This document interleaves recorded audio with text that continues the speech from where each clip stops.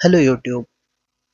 तो last few videos में मैंने चैनल का सब कुछ इंट्रोडक्शन कर दिया था। आगे का मेरा क्या प्लानिंग है और अब तक मेरा क्या प्रोग्रेस है वो भी हो चुका है। Now it's time for the real work. तो आज डे वन है। मतलब डे वन एक्चुअली ये सूडो डे वन है क्योंकि ये पूरा वीक का मैं एक समरी डाल दूंगा संडे इवनिंग में।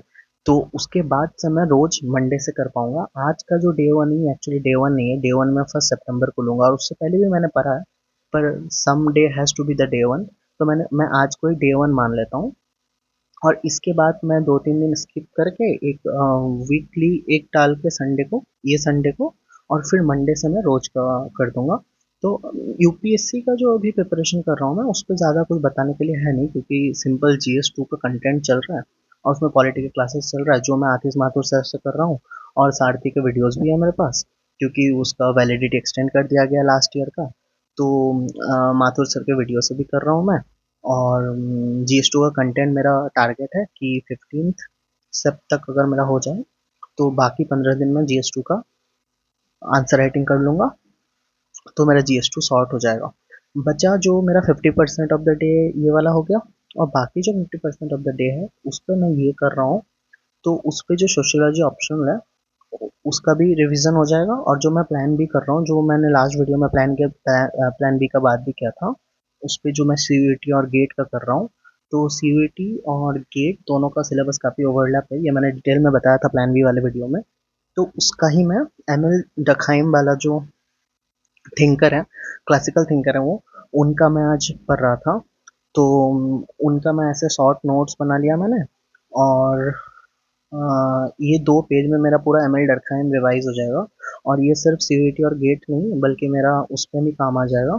यूपीएससी ऑप्शनल में भी मेरा यही काम आ जाएगा। तो मैंने उनका जो, क्योंकि मैं ये सीयूईटी के लिए भी बना रहा हूँ तो थोड़ा फैक्चुअल डेटा भी मैंने डाल दिया कि कौन सा ईयर है, फ्रेंच सोशियोलॉजिस्ट है, ये सब यूपीएससी में इंपॉर्टेंट नहीं है उतना, पर सीयूईटी में क्या पता पूछ ले। तो पूछते ही हैं ज़्यादा। मेथडोलॉजीज मैंने कर दिया, कलेक्टिव कॉन्शियस मैंने अफर्वेशंस और रिप्रेजेंटेशन है उनका ये डाल दिया मैंने, सोशल फैक्ट्स डाल दिया है।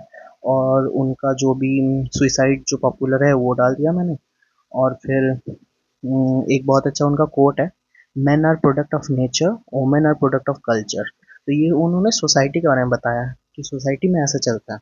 उनका सुइसाइड का बहुत पॉपुलर, ये मैंने जब ग्रेजुएशन में पढ़ रहा था मैं, तो मैं बहुत ज़्यादा फैसिनेट हो रहा था सुइसाइड वाले टॉपिक से क्योंकि एमिल डखाइम या फिर सोशियोलॉजी में सुसाइड को बहुत ही अलग एंगल से दिखाया गया है। तो मैं इन टॉपिक्स पे बात भी कर सकता हूँ क्योंकि मेरा बीए किया हुआ है सोशियोलॉजी में ही।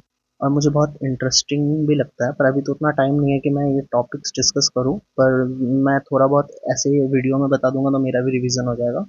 और इस पेज में मैंने सोसाइटी जो है वो, डखाइम ने बोला था कि सुई जनरिस होती है। सुई जनरिस मतलब कि सोसाइटी सेल्फ इवॉल्व होता है, ठीक है। और ये सब है, डिवीजन ऑफ लेबर हो गया, टाइप्स ऑफ सॉलिडरिटी हो गया, टोटेमिज्म, उन्होंने अरुणता ट्राइब जो है ऑस्ट्रेलिया में जाकर उन्होंने फील्ड रिसर्च किया था। और ये सब है। और टाइप्स ऑफ सोसाइटीज़ में वो सिंपल सोसाइटी, सिंपल, पॉलीसेगमेंटल, ऐसे ही 4 वैरायटीज़ के सोसाइटीज़ का बात करते हैं। और ये जो बुक्स के नाम है यूपीएससी के लिए उतना इंपॉर्टेंट है नहीं, आई थिंक, क्योंकि नहीं भी लिखोगे तो उतना मैटर नहीं करता। बेसिकली कॉन्सेप्ट ज़्यादा इंपॉर्टेंट है यूपीएससी के लिए। बट सीयूईटी और गेट के लिए मैंने बुक्स के भी नाम लिख लिए हैं और ये एग्जॉस्टिव तो ऑब्वियसली नहीं है, उनके और भी कुछ कुछ है, पॉस्टह्यूमसली है। वो सब मैं बाद में एक फैक्ट शीट बना लूँगा सीयूईटी के लिए। पर ये मैं तीनों के लिए, जैसे कि मेरा सोशियोलॉजी ऑप्शनल और प्लान भी, दोनों में ये मेरा काम आ जाएगा। तो यही था आज के लिए डे वन। और ऐसे ही मैं हर दिन का डालते रहूँगा और एक वीकली समरी भी कर दूंगा ताकि थोड़ा प्रोग्रेस दिखे। डे में तो ज़्यादा कुछ होता नहीं है बताने के लिए। Take care guys, keep smiling.